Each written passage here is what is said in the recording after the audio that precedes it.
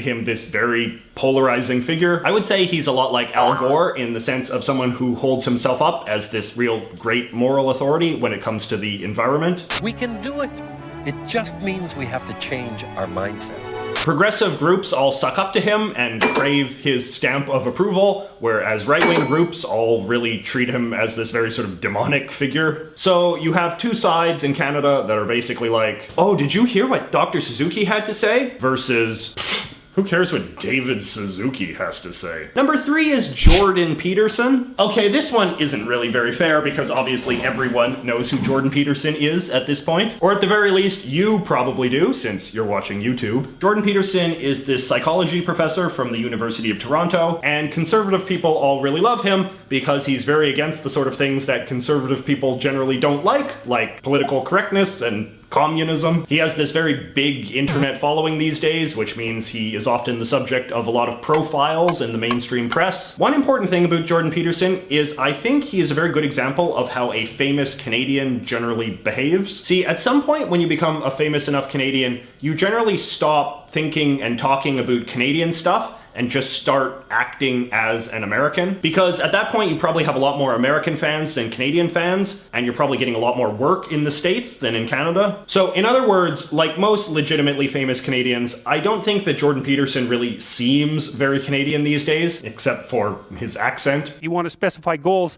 that make you say, oh, if that could happen as a consequence of my efforts, it would clearly be worthwhile. Because the question always is, why do something? I'm actually hoping to do an interview with him someday, because as a psychologist, I think he might have some interesting things to say about the sort of fragile nature of the Canadian identity. Number 4 is George Stroumboulopoulos. Speaking of the way that fame works in Canada, see, one important thing to know about this country is that when you are a famous TV celebrity in Canada, a lot of Canadians will hate you because a lot of Canadians really hate Canadian television. George Stroumboulopoulos, or Strombo as most people call him, used to be a personality on the Canadian version of MTV, which was called Much Music. And then he sort of fell in with the CBC crowd, with the CBC being Canada's government-run television station. For many years, Strombo had this interview show on the CBC where he acted all cool and relaxed as he interviewed celebrities, and real celebrities too, not just fake Canadian celebrities like Dr. Suzuki. But Strombo was ultimately the opposite of somebody like Jordan Peterson because he was never able to be successful in America. ABC and CNN gave him shows on their stations, assuming rather naively that he was legitimately popular in Canada, and in both cases those shows were cancelled after less than 1 season. I don't actually know what Strombo is up to these days. There was a brief period of time in which he was on the Hockey Night in Canada show with Don Cherry. But in any case, his name is still very much synonymous with what it means to be a TV star in Canada, which is to say not anything good. Number 5 is Margaret Atwood. So I guess Margaret Atwood is pretty well known around the world too, isn't she? In any case, she is Canada's most famous writer and is particularly famous at the moment since she wrote the book that series The Handmaid's Tale is based on. Canada has not really produced that many famous writers. We are more of an actor and musician sort of place, which means that Margaret Atwood has long enjoyed a very elevated position as like the one big Canadian author that everyone has to know and care about. Canadian kids in school are often made to study her stories and poetry in English class, particularly the ones that are actually about Canada in some way, like The Blind Assassin or Alias Grace. Atwood's books are usually these rather dark stories, often about a young woman who is being oppressed by society's conventions. She is a strong feminist, which has made her a very polarizing figure, as strong feminists tend to be. Number 6 is Peter Mansbridge. Peter Mansbridge was the host of the CBC Evening News for 30 years, from 1988 to 2017. His retirement last year was treated as this really big deal, at least by the CBC. He was this sort of boring, familiar presence to a lot of people who watch the CBC News every night, which is actually not that many. It is possible you might recognize Peter Mansbridge from his brief viral sensation a few years back. Since Mansbridge was on the air for such a god-awful length of time, it was easy to go through the CBC archives and find embarrassing clips of him talking about extremely out-of-date things. And a few years back, somebody found this clip. They log on to personal computers connected to phone lines and communicate across cultures and continents. Bill Cameron has this report on the growing phenomenon of internet. Number 7 is Andrew Coyne. So I would say Andrew Coyne is probably Canada's most famous journalist. He writes weekly columns about Canadian politics and has done so for several decades. He also goes on TV a lot, which makes him famous too. See, here he is with Strombo, and here he is with Mansbridge. So Coyne is considered sort of broadly conservative, but a big part of his success is that his views are actually kind of all over the place. He has some very right-wing views, and then some very left-wing views, and then like some very libertarian views sprinkled in between. This means that almost everyone will like and share his columns once in a while. But on the other hand, Coyne is also seen as this very elitist, establishment-y, snobby kind of guy. I mean, let's just listen to him talk for a few seconds. You know that American phrase of politics stops at the water's edge? Nobody's been observing that rule of late in this country. We had the spectacle of at the Copenhagen conference with opposition parties going and announcing they had a different position in the government. When the Chinese president ripped into our prime minister on his visit, the opposition leaders took the Chinese dictatorship side against the prime minister. So they all have something to answer for this, but certainly this is a pretty strident and egregious example. That's basically how he talks about everything. So if you're one of these guys that really hates the mainstream media, in Canada, Coyne is very much the guy that you hold up as the symbol of it and go around saying things like, oh yeah, well, of course, Andrew Coyne would say that. Number 8, Ezra Levant. Speaking of people who hate the media, Ezra Levant is basically Canada's leading right-wing media celebrity, although his star has fallen a bit in recent years. He used to be the star of his own show on the conservative Sun News Network, which, full disclosure, I used to work for as well. I even used to go on his show once in a while, including one episode that was too offensive for Canadian TV.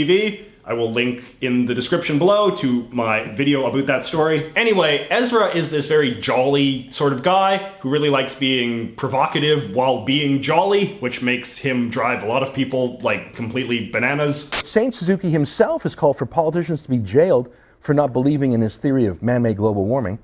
Well, Suzuki's going to give me the death penalty for this. I shall now commit first-degree lumberjacking on this poor tree. Happy Earth Day, Sam. Fire up the chainsaw.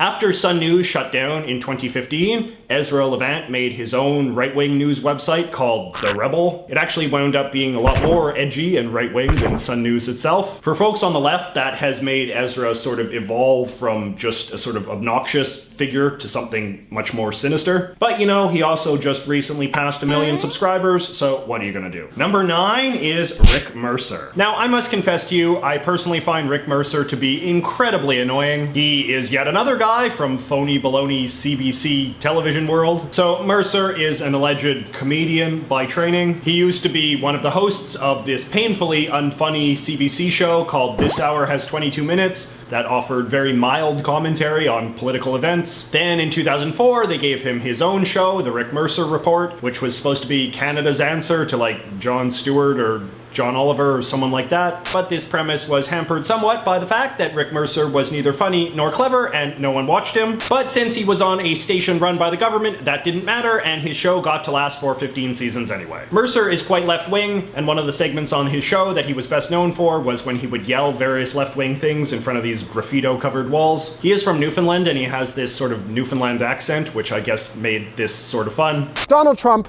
is like a natural disaster, except one that reoccurs every day. Oh yes, and the other thing Mercer is quite well known for is his talking to Americans bit. This is basically just a ripoff of Jay Leno's famous jaywalking bit, where he would try to embarrass people by asking them really dumb questions. But since Canadians are too sensitive to being humiliated in that way, Mercer would always just go down to the States and try to humiliate Americans instead. He would tell Americans various preposterous lies about things that were supposedly going on in Canada, and since Americans are so polite, they would all just nod and be like, oh wow, that sounds great. Speaking as a political science student, I guess you're happy to see that Canada's Prime Minister is a Chinese Canadian? Yeah, I hope that America follows with that. And now there's some discussion that we should finally get in line with the United States and move on a 24-hour clock. It would be very confusing. This is the first I've heard about it. I had no idea that Canada was on a 20-hour clock. Well, if it's a managed rhinoceros hunt, do you think it'd be okay? Yeah, I wouldn't have a problem with that. Then the Canadian viewers back home would feel all smug and superior and laugh and laugh. Although he did troll Mike Huckabee once, and that was pretty good. Congratulations, Canada, on preserving your national igloo. Thank you, Governor. And finally, we have the last famous Canadian, Christopher Hatfield. Though we haven't heard much from this guy in a while, Chris Hatfield was probably one of the most famous Canadians on Earth, circa 2014 or so. As you can see, Chris Hatfield was an astronaut. In 2013, he served as the first ever Canadian commander of the International Space Station, which was kind of a big deal because, as you might expect, Canada does not produce a lot of astronauts. But what made Commander Hatfield truly famous was his love of the spotlight. During his time in space, he would do lots of antics, like play his guitar,